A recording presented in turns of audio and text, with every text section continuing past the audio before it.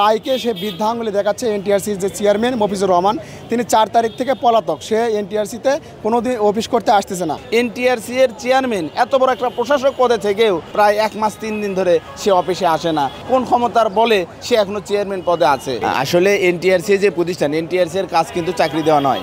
NTRC এর কাজ হলো একটা সনদ দেওয়া। এই সনদের উপর ভিত্তি করে এই সনদে একটা মার্কস থাকে, মেধাক্রম থাকে, যেটা হলো রিটেন মার্কের। তো আমরা দাবি করছি সেই রিটেন মার্কের ভিত্তিতেই যেহেতু চাকরি হবে, সেই রিটেন মার্ক দিয়েই সনদ দিয়েছেন। আমরা যারা রিটেনে পাশ করেছি, আমাদের কাগজপত্রের মৌলিক সমস্যা নেই, তাদেরকে এই সনদ দেওয়া হোক। আমরা এই সনদ দিয়ে গণবিজ্ঞপ্তি আবেদন করব। যদি মেরিট লিস্টে আমার রিটেনের মার্কস ভালো থাকে, আমার চাকরি হবে। আর যদি আমার কোনো ভাইয়ের, আমার কোনো সহযোদ্ধার যদি নাম্বার বেশি থাকে, তার চাকরি হবে। আমরা জুলাই আন্দোলনে আমরা এই ন্যায্যতার জন্য, বৈষম্যহীনতার জন্যই আন্দোলন করেছি। এখন আমরা বৈষম্য চাই না। এখানে কোটা কোনো কিছু চলবে না, এখানে মেধার ভিত্তিতেই চাকরি হবে। আমরা এই মেধার মূল্যায়নের জন্যই আন্দোলন করে যাচ্ছি। যারা পাশ করেছে, সারা দেশের পাশ করা ভাই বোনদেরকে জানাতে চাই যে আমরা আপনাদের শত্রু নই। আপনারা কার ইনফ্লুয়েন্সে, কার চিন্তায়, কার কথায় এই অযৌক্তিক আন্দোলনে আসছেন আমাদের জানা নেই, আমাদের বোধগম্য নয়। আমরা বলছি না আপনাদের সনদ বাতিল করে আমাদের সনদ দেওয়া হোক, তাহলে আপনাদের কেন ভয়? বরং আপনারা এনটিআরসিকে বলুন, সহযোদ্ধা যারা আছে সবাইকে সনদ দেওয়া হোক, আর রিটেনের মার্কসের ভিত্তিতে যাদের নাম্বার ভালো থাকবে তারা চাকরি পাবে। এনটিআরসি এর চেয়ারম্যান এত বড় একটা প্রশাসক পদে থেকেও আজকে গত 4 তারিখ থেকে এই মাসের আজকে হলো 7 তারিখ, প্রায় 1 মাস 3 দিন ধরে সে অফিসে আসে না। কোন ক্ষমতার বলে সে এখনও চাকরিতে আছে? কোন ক্ষমতার বলে সে এখনও চেয়ারম্যান পদে আছে? আপনি জেনে অবাক হবেন যে আপনি বলেছেন যে গণবিজ্ঞপ্তি 10 তারিখে আবেদন শেষ, কিন্তু এখন পর্যন্ত যারা পাশ করেছে তাদের অনেক সাবজেক্টে এখন পর্যন্ত আবেদন করতে পারে নাই। তাদের শূন্যপদ শো করছে না, তারা আবেদন করতে পারছে না।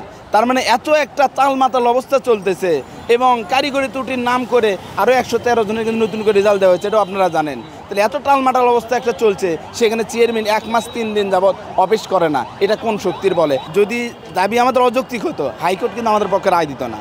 অবশ্যই আমরা যৌক্তিক দাবিতে আছি, এবং আমরা আশা করছি মহামান্য হাইকোর্ট যেহেতু রায় দিয়েছে, এবং এই অভ্যুত্থান পরবর্তী এই বৈষম্যহীন বাংলাদেশে অবশ্যই আমরা সুবিচার পাবো, আমরা আইনের শাসন পাবো, আইনের প্রতি শ্রদ্ধাশীল, এবং আইন মেনে এনটিআরসি আমাদের সকলকে সনদ প্রদান করবে।